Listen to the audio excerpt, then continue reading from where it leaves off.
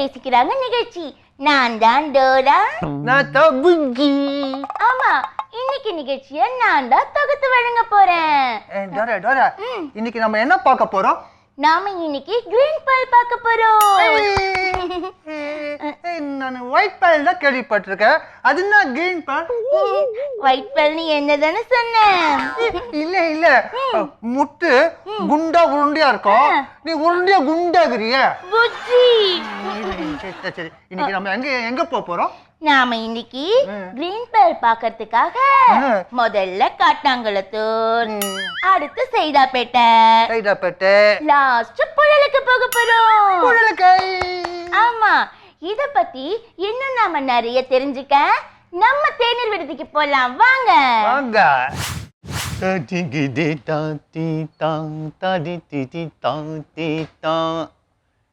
தம்பி, டீ சாப்பிட வந்தியா? ஆமாண்ணே. என்னண்ணே யாரையுமே காணோம்? நம்ம கடையில் எப்பவுமே அப்படிதான், யாருமே இருக்க மாட்டாங்க. நாங்கள் வந்து உட்காந்து பேசிட்டு போயிடுவோம். அப்புறம் ஆள் இல்லை, எனக்கும் பேசிட்டு வந்தீங்க ஆள் இல்லை.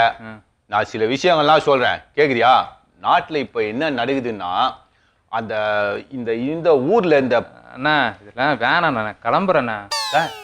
என்ன தம்பி, என்ன நீ ஒரு சின்ன வயசு புள்ளியா இருக்கிற, நாட்டு நடவடிக்கை தெரிஞ்சுக்க வேணாம், அரசியல்னா என்னன்னு தெரிஞ்சுக்க வேணாம். எனக்கு வேற இங்க என் கூட உட்கார ஆளுங்களை காணோம். அத்த வாரம் வரமாட்டேன்னு ஒன்று சொல்லிச்சு, அதையும் காணும்.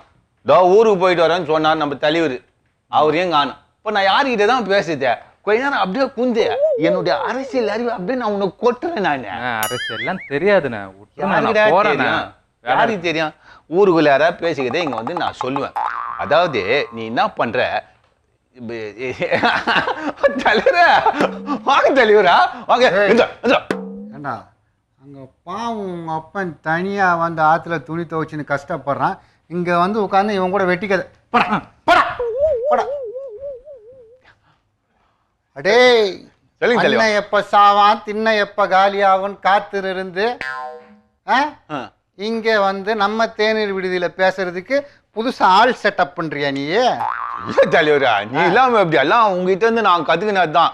ஆமா, இந்த கவுக்குறது, ஆள் அமுக்கி போடுறது, தூக்கி கடாசுறது, இதெல்லாம் என்கிட்ட இருந்து கத்துக்கிட்டியா நீ? என்ன தெளிவா உன்னை பத்தி நீயே இப்படி சொல்ற? இந்த ட்ரெஸ் மாதிரியா உன் உள்ளமும் வெள்ளன்றது எனக்கு தெரியும் தலைவரா. நீ நான் தேனப்ப மாதிரியா? நான் ஆமா சரி. ஏய், அவன் இருக்கும்போது என்ன பத்தி பேசுறது, நான் இருக்கும்போது அவனை பத்தி பேசுறது, இந்த ஆள் மாதிரி டகுல் பாஜி வேலாம் நம்ம கிட்ட வேணாம். நான் ஏதோ ஒரு 2 வாரம் 3 வாரம் அப்படி ஊர் பக்கம் போயிட்டு வந்தா அதுக்குள்ள வந்து நீ புதுசா ஆள்லாம் தயார் பண்ணிட்டு இருக்க. அப்படிலாம் இல்லை தலைவரே, ஆளே யாரும் இல்லை. நீ எப்பவுமே நீ தான் முதல்ல வந்து குந்துவ, நீயும் ஆளை காணோம். சரி, ஒருத்தன் மாட்டினா மொக்க போடலாமே நினைச்சேன். ஆமா, அதோ டெல்லிக்கெல்லாம் போறேன்னு சொன்னா என்னாச்சு? டெல்லி என்ன, சிங்கப்பூர் வரைக்கும் போயிட்டு வந்துட்டேன் தலைவரே. சிங்கப்பூரை டிவியில பாத்தியா இல்ல உண்மையிலேயே போனியா? போய் சொல்லாத. நம்ம ஐயா SR நாதன் ஐயா இருக்காங்கல்ல, அவங்க தவறிட்டாங்கல்ல. ஆமா, முன்னாடி அங்க இதா இருந்தாரு. ஆமா ஆமா ஆமா ஆமா, பாவம்பா. தமிழர்களுக்காக உழைத்தவர், அங்க போய் தமிழர்கள் பேரை நிலைநாட்டினவர். ஆமாப்பா. உடல்நிலை சரியில்லைன்னு பார்க்க போனேன், ஐயா மறைஞ்சிட்டாரு. அந்த காரையெல்லாம் முடிச்சு காலையில தான் வந்து இறங்கினேன். சரி, நம்ம தேநீர் விடுதி எப்படி இருக்குன்னு பார்க்கலான்னா இங்க நீ ஆள்லாம் தயார் பண்ணிட்டு இருக்க. சரி, அதை விடு. நான் கொஞ்ச நாள் அப்படியே பாரின்னு சுத்திட்டு வந்ததுனால இங்க வந்து என்ன நடக்குதுன்னு தெரியல. என்ன இங்க முக்கியமான விஷயம் சொல்லு. என்னப்பா லேட்டஸ்ட் மேட்ரு? என்ன மேட்ரு? பயங்கர பரபரப்பாகுது. முன்னாடி அவரை பத்தி அவதூறு சொல்றாங்க, அவர் ரொம்ப உத்தமரு, அவர் எதுவுமே பண்ணல அப்படின்லாம் பரபரப்பா ஒரு டிவி வந்து அவரை பத்தி பயங்கரமா போட்டுச்சு.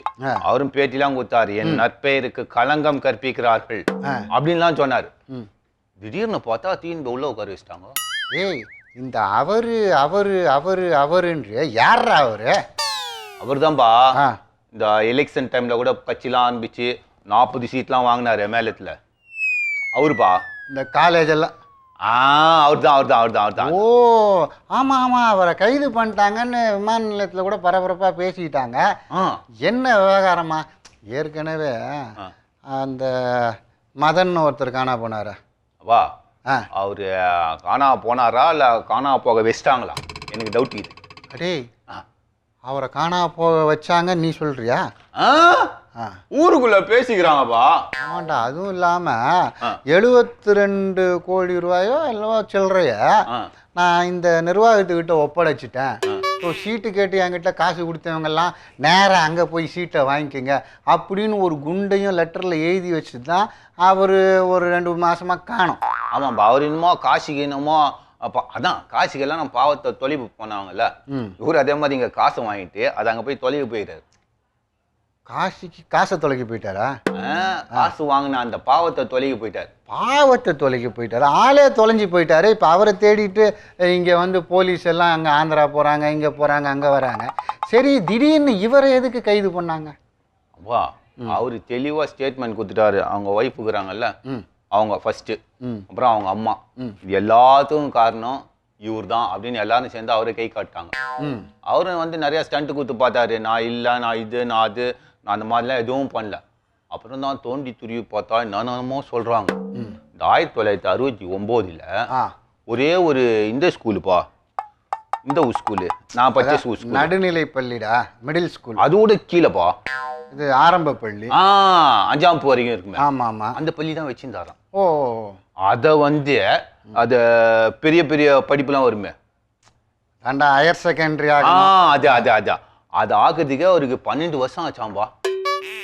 ஆனா அடுத்த 20 வருஷத்துல 30 கல்வி நிறுவனம் ஆரம்பிச்சுக்கிறாங்க. 30பா, எல்லாம் சாதாரணது கிடையாது.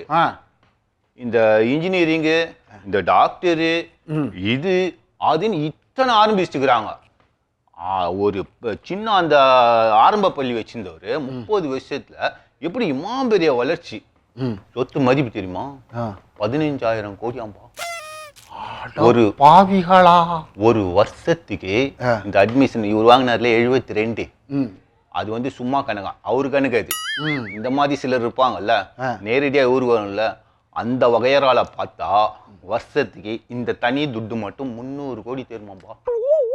பாவிகளா, அதாவது அரசாங்கம் கல்வி நிறுவனங்களை ஏற்று நடத்த முடியல, மக்கள் தொகை பெருகிச்சுன்னா இந்த மாதிரி தனியார் சுயநிதி கல்லூரிகள்லாம் நீங்களே வந்து ஒரு அடிப்படையை கிரியேட் பண்ணீங்க, அவங்களுக்கான சம்பள வரையறையும் வச்சு அரசாங்கம் ஒரு திட்டம் கொண்டு வந்து இந்த தனியார் சுயநிதி கல்லூரிகள்லாம் ஆரம்பிச்சா, நீ சொல்றத பார்த்தா 300 கோடி வருஷத்துக்குன்னா இத்தனை வருஷத்துல 300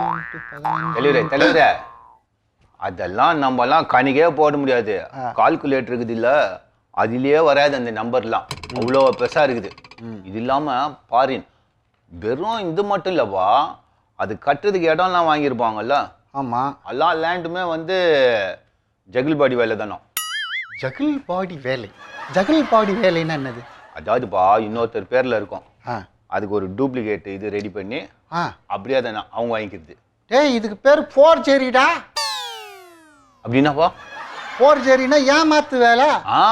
அதே மாதிரி இன்னொருத்தர் பேர்ல லேண்ட் இருக்கும், அந்த லேண்டு வந்து இந்த நிலமா இருக்கும், இந்த விவசாயம் பண்றாங்க, இந்த நிலமா இருக்கும், அதுக்கு என்னமோ ஒரு பேர் சொல்லுவாங்கப்பா, செப்புன்னு வரல வாயில. ஆனா அது வந்து கழிவு நீர் இருக்கிற மாதிரி இடம், அதாவது கைவிடப்பட்ட நிலம்னு கவர்மெண்ட்ல கணக்கு காட்டி அடிமாட்டு விலைக்கு வாங்கிடுது. 1000 ரூபான்ற இடத்துல 100 ரூபா கொடுத்து வாங்கிடுது. எம்மா பெரிய லாபம். அதுல பாத்தீங்கன்னா கபால் கபால் கபால் பெரிய பெரிய இது. அதே மாதிரி அந்த இடத்துக்கு வந்து ஒரு பில்டிங் கட்டணும்னா அது என்னென்ன தேவை? கரண்ட் தேவை, தண்ணி தேவை, எல்லாம் அந்த சாலை தேவை, எல்லாமே இந்த வேலை தான். சொன்ன டபுள் பஜ்ஜி வேலை தான். பெரிய பெரிய பைப்ல இருந்து அப்படியே கட்டிங் போட்டு உள்ள எடுத்துக்குது, அடே கரண்ட்டை வலிச்சிடுது. ஏய், இப்படி குற்றம் சாட்டப்பட்டிருக்கிறாங்க, கைதும் செஞ்சிட்டாங்க, விசாரணையும் நடந்துட்டு இருக்கு. ஆமாப்பா. நான் என்ன சொல்றேன்னா, சொல்லுப்பா, என்றைக்குமே நம்ம ஆரம்பத்துல இருந்து ஒரே கொள்கை தான் நம்மளுக்கு, கல்வித்துறை என்பது அரசாங்கத்து கையில் இருக்கு. ஆமாப்பா. என்றைக்கு கல்வியும் மருத்துவமும் தனியார் கையில போதும், ரெண்டுத்துலையுமே ஊழல் பெருகி. இப்போ நான் என்ன கேட்குறேன்னா, இப்போ கவர்மெண்ட்டில் வந்து 1200 மதிப்பெண்ணுக்கு 1100 மதிப்பெண்கள் எடுத்து ஒரு பையனுக்கு சீட்டு கொடுக்குறாங்க. சரிப்பா. ஆனால் தனியாரில் என்ன பண்ணுறாங்க, 800 மதிப்பெண்ணு 700 மதிப்பெண் எடுத்தவங்களுக்குலாம் இந்த மாதிரி 10 லட்சம் 20 லட்சம் 30 லட்சம்னு காசை வாங்கிக்கிட்டு சீட்டு கொடுக்குறாங்க. அப்போ தரமான மருத்துவர்கள் எப்படி உருவாக முடியும்? தரமான இன்ஜினியர்கள் எப்படி உருவாக முடியும்? ஆக கல்வியும் மருத்துவமும் அரசாங்கமே கையில் வச்சிருக்கிற நாடு தான் சுபிட்சமா இருக்கணும். இத அரசாங்கம் தொலைநோக்கு பார்வையோட சிந்திக்கணும்னு நீ சொல்றியாப்பா? ஊருக்குள்ள பெரியவங்க எல்லாம் பேசிக்கிறாங்கடா.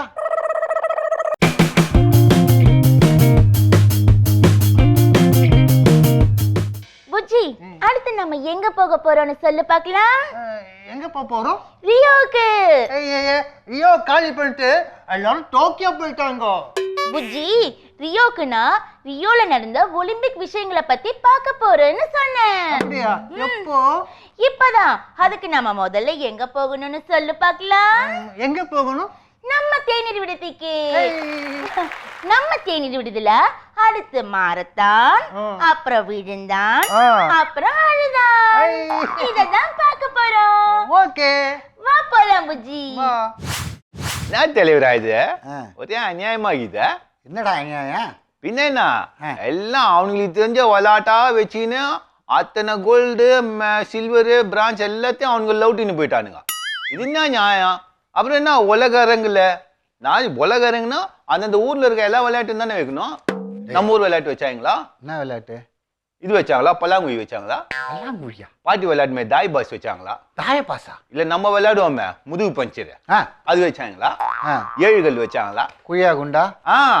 அந்த மாதிரிலாம் வச்சிருக்கணும். கில்லி அது மாதிரிலாம் வச்சானுங்கன்னா அப்போ வந்து எல்லா ஊருடைய விளையாட்டும் மதிக்கிறாங்க. நம்மளும் போய் கோல்டு அள்ளின்னு வந்துக்கலாம். உலக அரங்கத்தில் இத்தனை காலமாக வந்து இந்த விளையாட்டு நடத்திட்டு இருந்தாங்க. ஆசியாவில் நடந்தபோது நம்ம கபடி போட்டியை கூட ஒரு தடவை சேர்த்தாங்க. இந்த மாதிரி இதில் ஆசிய விளையாட்டு போட்டியில். சரிப்பா.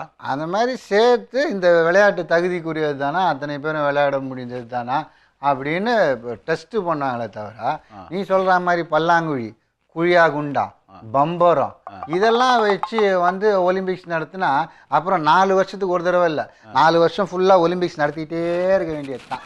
அப்பா இப்போ குச்சி வச்சு தாண்டுறாங்க. இது இப்போ வந்த விளையாட்டு. இந்த பல்லாங்குழி தாய் பாஸ்லாம் 3000 வருஷமா நம்ம பாட்டிங்கெல்லாம் விளையாண்டுக்குது. அது வைக்கணுமா இல்லையா? 3000 வருஷத்துக்கு முன்னால் இந்த பாட்டிங்கெல்லாம் இப்போ இல்லை. அதனால் இப்போ கூட இந்த விளையாட்டுலாம் வச்சோம்னா தோற்றுருவாங்கன்னு தான் அந்த விளையாட்டுலாம் வைக்கல. இப்போ ஹாக்கி ஆரம்பிக்கும் போது நம்ம தான் வந்து பெரிய கிங்கு. ஹாக்கி ஆகும்போது நம்ம தான் கில்லி. ஹாக்கி ஆரம்பிக்கும் போது நம்ம தான் கில்லி இல்லைடா, ஹாக்கி. கில்லிப்பா. ஓ, அது நல்ல பிளேயர், நல்ல கில்லி மாதிரி விளையாடும். ஓ அப்படியா? ஹாக்கியை கில்லி மாதிரி ஹாக்கி மாதிரி விளையாண்டாதான் கோல்டு மெடல். இப்போ கில்லி மாதிரி விளையாடுறாங்க, அதனால தான் கிடைக்கும். அதனால தான் மெடல் கிடைக்க மாட்டேங்குது. ஆக ஒரு விளையாட்டு வந்து இந்தியாவிலே உருவான விளையாட்டு ஹாக்கி, அதுலேயே நம்ம 6வது இடம் 7வது இடம் 8வது இடம்னு வந்துகிட்டு இருக்கான். ஆமாம்பா. அந்த மாதிரியான சூழ்நிலையில் இந்திய விளையாட்டு வீரர்களை சரியாக தயார்படுத்தணும்டா. என்னப்பா? இப்போ பார்த்துக்கா, இப்போ இந்த மேரத்தான் ரேஸ் நடந்துதா?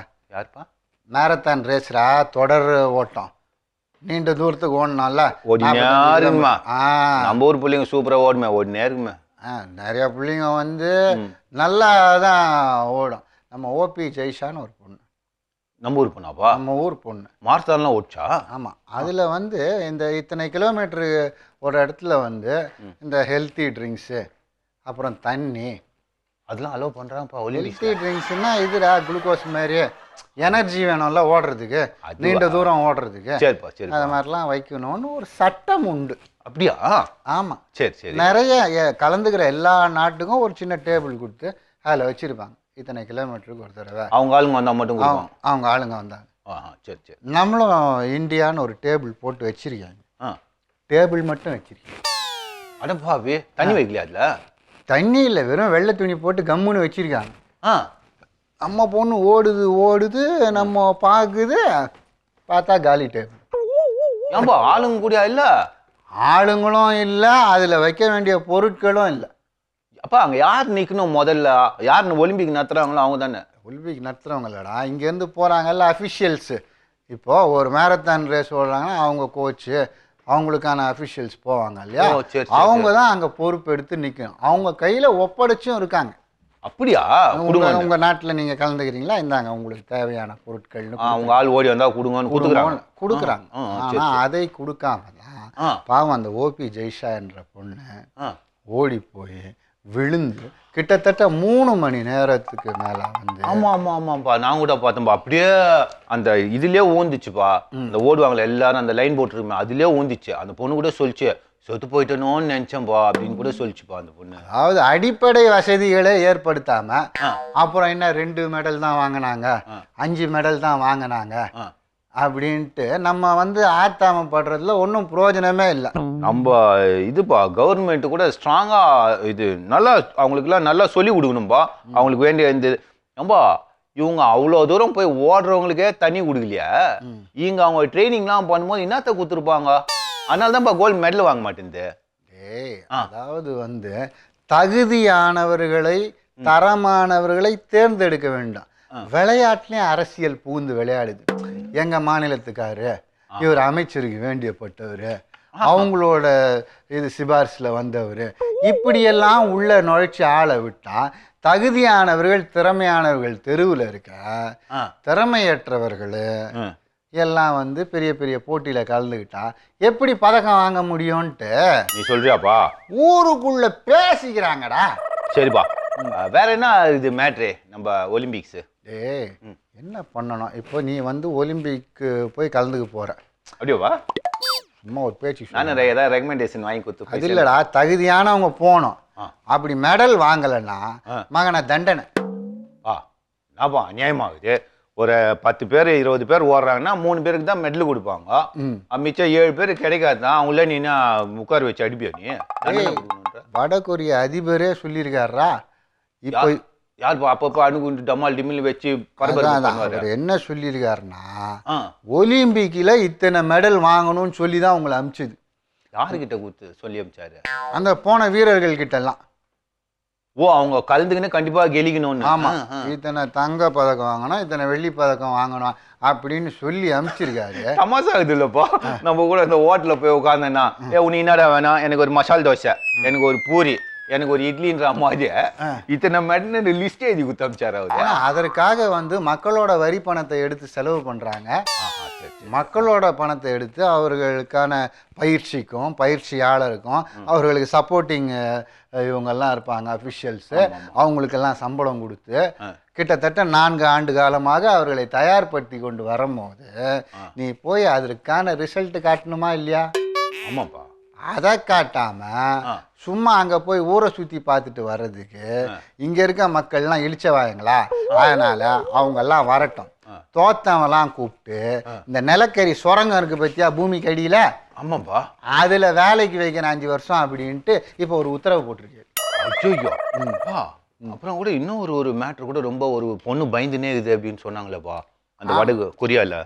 அது ரொம்ப தவறான விஷயம்டா. என்னப்பா? இந்த பொண்ணு இந்த மாதிரி வடகொரியா பொண்ணு, சரிப்பா, தென்கொரியாவிலேருந்து ஒரு பொண்ணு கலந்துருக்கு. இருவரும் சந்திக்கும் போது இது ஸ்போர்ட்ஸ்மேன்ஷிப், ஒரு பாராட்டுதல் தெரிவிக்கிறது. முழுகாத ஷிப் ஃப்ரெண்ட்ஷிப் மாதிரி இது ஸ்போர்ட்ஸ்மேன் பீஸ் ஷிப்பு. சரி, அது வந்து ஒரு நல்ல ஆரோக்கியமான ஒற்றுமையை வளர்க்குறதுக்கு தானே நாட்டில் வந்து இந்த மாதிரி ஸ்போர்ட்ஸ் எல்லாம் நடத்துறது. ஆனா அங்க ஊருக்குள்ள 2 பேரும் டமால் அடிச்சுக்கிறாங்களே. அடிச்சுக்கிறாங்க. இவங்க வெளிநாடு போய் எங்கேயோ கண்காணாத தேசத்துல தன்னுடைய தேசத்துக்காக போராட வந்திருக்காங்க. 2 பேரும் சந்திக்கும் போது ஆசையா டவார்னு செல்ஃபி எடுத்திருக்கேன் அந்த பொண்ணு. ஐயோ, இந்த இந்த சைடு பொண்ணு அந்த சைடு பொண்ணோட. ஆமா, அதனால வடகொரிய அதிபர் சொல்லியிருக்காரு, மவளா அவ இங்க வந்தான்னா அநேகமா அதிகபட்ச தண்டனையா வந்து மரண தண்டனை கொடுக்கலாம் அப்படின்னு எதிர்பார்க்கறாங்களாம். பாவம் அந்த பிள்ளை பயந்து போய் ஊருக்கு போகலாமா, இங்கேயே எங்கேயாவது குதிச்சிடலாமா அப்படின்னு பீதியில இருக்கிறதா. நீ சொல்றியாப்பா? ரியோலியே பேசிக்கிறாங்கடா. டேய், இதுல இன்னொரு நல்ல விஷயம் ஒண்ணு நடந்திருக்கு. சொல்லுப்பா, சொல்லு. நம்ம போல்ட் இருக்கார்ல, போல்ட் யாரு? மெக்கானிக் யாரு சொல்றியா? உசேன் போல்ட்டடா, உலகத்தின் அதிவேக ஓட்டப்பந்து வீரர். ஆமாப்பா, கருப்பு ஹைட்டா வேகமா இப்படி பண்ணுவாரு. நல்லா இதா சொல்ல. அது அவர் பண்ணா நல்லா இருக்கும்டா. ஏன்னா அவர் ஜெயிச்சவங்க எது பண்ணாலும் அழகா இருக்கும். உன்ன மாதிரி சும்மா உட்காந்து ஓசிடி குடிக்கிறவங்களாம் பண்ணா நல்லா இருக்காது. அவர் என்ன பண்ணியிருக்காரு சொல்லுப்பா. இந்த பணம் எவ்வளோ தெரியுமா? இந்த பரிசு பணம்லாம் வந்தது இல்லையா?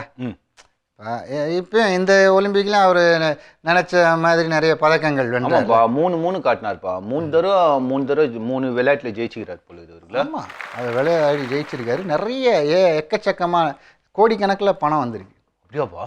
மொத்தமா வந்த பரிசு பணம் அத்தனையும் எடுத்துட்டு போய் கோடிக்கணக்கான பணம். ஆமாப்பா, இருப்போம் 134 கோடியாம்பா. இந்திய மதிப்பில் 134 கோடி. ஆ அந்த பணத்தை அப்படியே எடுத்துட்டு போய் தான் படித்த பள்ளிக்கூடத்துக்கு ஆ அப்படியே நிதியாக கொடுத்துட்ருக்காரு. அம்மா துடிமா போட்டாரு. ஆமாம், என்னை போன்று இன்னும் நம்ம நாட்டில் வந்து ஆ. நிறைய வீரர்களை நிறைய மாணவர்களை உருவாக்கணும் அப்படின்னு மொத்த பணத்தையும் எடுத்துன்னு போய் கொடுத்துருக்காரு. ஏம்பா இப்போ ஒருவேளை நான் கெலிச்சேன்னா நான் எங்கப்பா கொடுக்குறது? ஏன் நான் ஸ்கூல் பக்கமே போலியப்பா. கவலையே படாத. ஆ இந்த ஒலிம்பிக்ஸ் இல்லை ஆமாப்பா. அது நடக்குதுன்னா ஆ அந்த ஏரியா பக்கமே உன்னை சேர்க்க மாட்டாங்க. அதனால் இந்த ஃபீலிங்ஸில் நீ பட வேணாம். சரிப்பா. இப்படி ஒலிம்பிக்ஸில் இவ்வளோ நல்ல விஷயம் நடந்திருந்தாலும் இங்கே வந்து இதை அரசியல் பண்ணிட்டு இப்போ நம்ம ஓபி ஜெய்சாவை என்ன சொல்கிறாங்க, சிலர் அவங்க தகுதி இல்லாமல் இதுக்கு போயிட்டாங்கன்ட்டு இப்போ சொல்கிறாங்க. தகுதி இல்லைன்னா எதுக்கு அனுப்புனேன்? கரெக்ட். அதுவும் இல்லாமல் இன்னொரு பொண்ணு 100க்கும் மேற்பட்ட ஒரு இடத்தை பிடிச்சிருக்கு அதே மாரத்தான் ரேஸில். சரிப்பா. அந்த பொண்ணு தகுதியான பொண்ணு தான். ஆனால் எதிர்த்து பேசின ஓபி ஜெய்ஷா 85வது இடத்த பிடிச்சாலும் தகுதி இல்லாமல் அங்கே போயிருச்சு அப்படின்னு நம்ம நாட்டில் பேசுகிறாங்க. முதல்ல நம்ம செய்த தப்பை நம்ம உணர்ந்தோன்னா அடுத்த ஒலிம்பிக்ஸில் அட்லீஸ்ட் ஒரு 5 பதக்கமாவது வாங்குவாங்கன்னு சொல்றியாப்பா? ஊருக்குள்ளே பேசிக்கிறாங்கடா. எழுவரியா ஆ, நான் ஒரு முக்கியமான மேட்ரு, நெகிழ்ச்சியான மேட்ரு நீ சொல்லுவா. என்னது இந்த கோலி விளையாடலாமா கில்லி விளையாடலாமான்னு எதனா வந்து கேவலமாக சொல்லுவேன். சரி சொல்லி தொலை, ஏதோ ஆசைப்படுறேன். அந்த மேட்ரு இல்லைப்பா, அன்னை மேட்ரு. அன்னை அவங்க டெல்லிக்காரங்களா? அதுக்கும் மேலே அந்த அன்னை. அதுக்கும் மேலேன்னா இங்கே போய் அதுக்கெல்லாம் மேலே. இதுக்கெல்லாம் மேலேன்னா அன்னை மாரியம்மா மேரியம்மா அன்னை தெரேசா. ஓ அவங்களா? சொல்கிறேன். நேதாம்பா அவங்களுக்கு 106வது பிறந்த நாள். அப்படியா? ஆமாம். Very good. அதில் முக்கியமான மேட்ரு என்னன்னா, அதை பற்றி ஒரு தகவல் ஒன்று படித்தேன். ஒரு வயசில் ஒரு பையன் கல்கட்டாவில் அப்படியே அவங்க அம்மா ரோட்டில் விட்டு போயிடுச்சு. ஐயோ, நாடான்னு பார்த்தா குழந்தைக்கு போலியோ. அந்த காலத்தில் போலியோன்னா ரொம்ப 38 வருஷத்துக்கு முன்னாடி. ஓ சரி. அம்மா தான், தெரேசா அம்மா தான் என்ன பண்ணிடுறாங்க, அந்த குழந்தைய கூட்டின்னு வந்து அந்த ஆசிரமத்தில் வச்சு அந்த குழந்தைய வளர்த்துக்கிறாங்க. அந்த குழந்தைய வளர்த்து ஃபாரினில் கனடாவில் ஒருத்தர் இருந்துக்கிறார். அவர் வந்து அந்த குழந்தைய பார்த்துட்டு அம்மா இவ்வளோ கஷ்டப்பட்டு இவ்வளோ செய்கிறாங்களே அன்னை தெரேசா அப்படின்னு சொல்லிட்டு அவர் தத்தி எடுத்துக்கினார். இன்னைக்கு அந்த புள்ளாண்டா ஃப்ளைட் இல்லை, ஃப்ளைட் ஓட்டுதுப்பா. 2 சைடும் குச்சி தான் இருக்குது, இருந்தாலும் ஃப்ளைட் ஓட்டுது. அது அந்த அன்னை தெரேசா அம்மாவனுடைய கருணை அப்படின்னு சொல்லிட்டு அந்த புள்ளாண்ட பேட்டி கொடுக்குது. அது மட்டும் இல்லை, அதே மாதிரி இந்த என்ன திறனாளி, மாற்றுத்திறனாளி, அந்த பிள்ளைங்களுக்கெல்லாம் வந்து எப்படி ஃப்ளைட் ஓட்டுதுன்னு இந்த புள்ள பயிற்சி விடுது. எப்படி ஒரு தாய் இல்லைப்பா அது, அந்த தாய் உள்ளம். அதனால தான் அந்த அம்மாவுக்கு செப்டம்பர் 4ஆம் தேதி புனிதர் பட்டம் கொடுக்க போகிறாங்களாம். கண்டிப்பாக. இன்னும் எத்தனை பட்டம் வேணால் தரலாம். எங்கேயோ இத்தாலியில் பிறந்து நம்ம இந்திய நாட்டில் வந்து இங்கே கஷ்டப்படுற, அதுவும் வந்து தொழுநோயாளிகளுக்கெல்லாம் வந்து கையில் ஏந்தி அவர்களையெல்லாம் மிகப்பெரிய சேவை செய்த ஆனால் நிஜமாகவே சொல்கிறேன்டா கபாலி, சொல்பா, இந்த நம்ம தேநீர்வடியில் உட்காந்து பேச ஆரம்பித்த காலம் தொட்டு இன்னைய நாள் வரைக்கும் சொல்பா உருப்படியாக ஒரே விஷயம் சொல்லியிருக்கேன்னா அன்னை தெரேசா விஷயம்தான்டா. ரொம்ப நல்லது. அவர்கள் வந்து நிஜமாவே வந்து மனிதர்கள் புனிதராக வாழ்ந்தவங்க. இத்தாலியில் பிறந்து இங்கே வந்து நம்ம இந்தியர்களுக்காக ரொம்ப பாடுபட்டாங்க. கரெக்ட்பா. நிறைய பேர் இங்கே இருந்துக்கின்னு இத்தாலியை பற்றி கவலைப்படுறாங்க அப்படின்னு நீ சொல்றியாப்பா? ஊருக்குள்ள பேசிக்கிறாங்கடா.